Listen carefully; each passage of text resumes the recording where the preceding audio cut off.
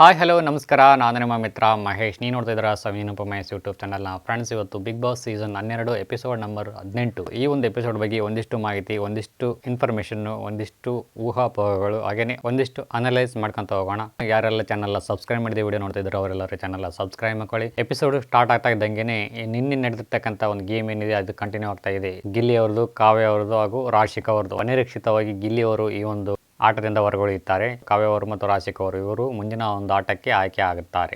ಅಶ್ವಿನಿಗೂ ಮತ್ತು ರಕ್ಷಿತಾಗೂ ಒಂದು ಸ್ವಲ್ಪ ಕಿರಿಕೆ ಆಗುತ್ತೆ ರಾತ್ರಿಯಲ್ಲಿ. ನೀನು ಯಾಕೆ ಧನುಷ್ಗೆ ಸಪೋರ್ಟ್ ಮಾಡಿದೆ ನೀನು ಅಂತೇಳಿ ಹೇಳ್ತಾರೆ ಅಶ್ವಿನಿ ಗೌಡ ಅವರು. ಅವ್ರ ಕೇಪಬಿಲಿಟಿ ಇದ್ದಾರೆ, ಅದಕ್ಕೋಸ್ಕರ ನಾನು ಸಹಾಯ ಮಾಡ್ತೀನಿ, ಹೆಲ್ಪ್ ಮಾಡ್ತೀನಿ ಅಂತ ಹೇಳ್ತಾರೆ. ಇದು ನಿನ್ನ ವೈಯಕ್ತಿಕ, ನೀನು ಬೇಕಾದ್ರೂ ಮಾಡು.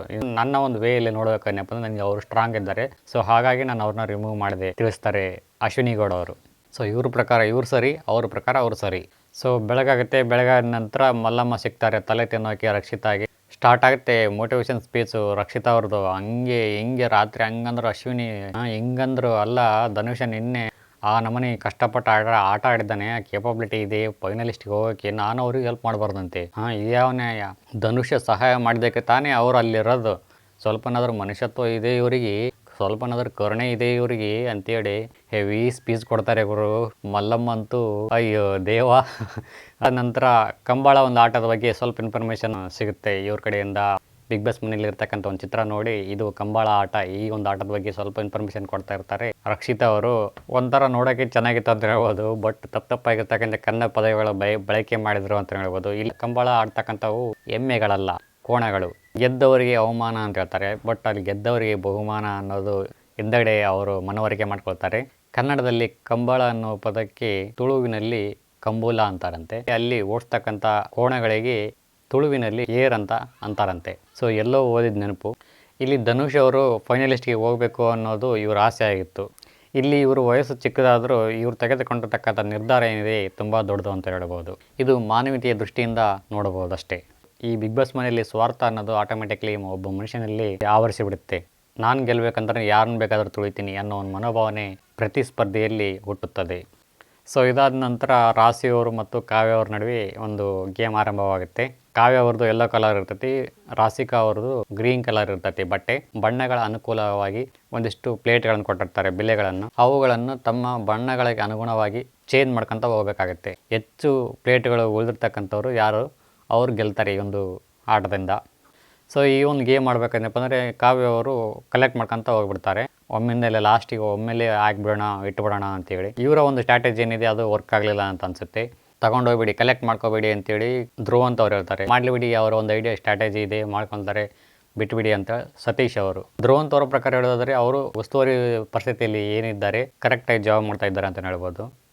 ಇವರು ಸಹ ಕರೆಕ್ಟಾಗಿ ಜಾಬ್ ಮಾಡ್ತಾ ಇದ್ದಾರೆ, ಸತೀಶ್ ಅವರು ಸಹಿತ. ಬಟ್ ಇಲ್ಲಿ ಯಾರು ತಪ್ಪಾಗುತ್ತೆ ಅನ್ನೋದು ಗೊತ್ತಿಲ್ಲ. ಯಾಕಂದಪ್ಪ ಅಂದರೆ ಅಲ್ಲಿ ಮೆನ್ಷನೂ ಮಾಡಿಲ್ಲ ಕಲೆಕ್ಟ್ ಮಾಡ್ಕೊಂಡು ಇಟ್ಕೋಬೋದು ಅಂತೇಳಿ. ಸೊ ನೋಡೋಣ ಮುಂದಿನ ದಿನಗಳಲ್ಲಿ ಇದಕ್ಕೆ ಉತ್ತರ ಯಾವ ರೀತಿ ಸಿಗುತ್ತೆ ಅನ್ನೋದನ್ನ ಕಾದು ನೋಡಬೇಕಾಗುತ್ತೆ. ಸೊ ಈ ಒಂದು ಗೇಮಲ್ಲಿ ಅನಿರೀಕ್ಷಿತವಾಗಿ ಕಾವ್ಯವರು ಸೋಲ್ತಾರೆ.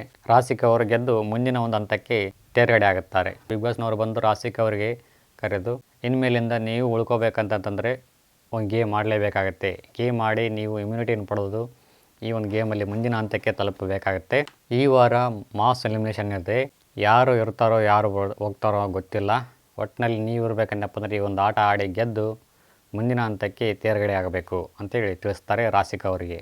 ನೀವು ಆಡ್ತಕ್ಕಂಥ ಆಟವನ್ನು ಯಾರೊಡನೆ ಆಡ್ತೀರಿ ಅನ್ನೋದನ್ನ ತಿಳಿಸಿ ಅಂತ ಹೇಳ್ತಾರೆ. ರಾಶಿಕಾ ಅವರು ಸ್ಪಂದನ ಅವ್ರನ್ನ ಆಯ್ಕೆ ಮಾಡುತ್ತಾರೆ.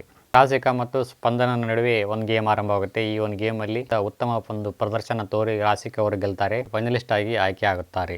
ಇಲ್ಲಿ ಸ್ಪಂದನ ಸೋತಿದ್ದಕ್ಕೆ ಯಾರಿಗೆ ಸಂತೋಷ ಆಗುತ್ತೋ ಇಲ್ಲವೋ ಗೊತ್ತಿಲ್ಲ, ಬಟ್ ಧ್ರುವಂತ್ಗಂತೂ ತುಂಬಾ ಖುಷಿಯಾಗಿಬಿಟ್ಟಿರ್ತೈತಿ.